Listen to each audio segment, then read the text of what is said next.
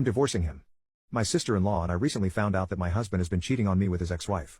I never suspected it because he was always so doting and loving. Our intimate life was great, we rarely ever argued, and in all the rare times we did we made it a point to always fix our issues instead of letting them build up. I truly thought our marriage was blissful. Even now I couldn't tell you why he chose this path, especially when he was the one that brought up the discussion of expanding our family. I've always been content with us and the kids he had from his previous marriage because I've never had the desire to have any of my own. My only real goal was to have a thriving career. I've never truly looked beyond that until he mentioned how he would like more kids. Around the same time I found out about my husband I had to go on a business trip, so I spent a majority of that time in a nauseous state, partly because I was drinking myself stupid alone in my hotel room and the other part was because I watched them going at it from our security cameras. That scumbag had switched them off for privacy, as I'm sure he does often, and they were taking full advantage of the fact that the kids and I were away right in front of my very eyes. It was truly sickening, but at the same time I couldn't turn it off.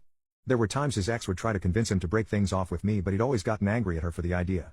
After I learned about their affair I couldn't understand why he'd gotten so angry about her.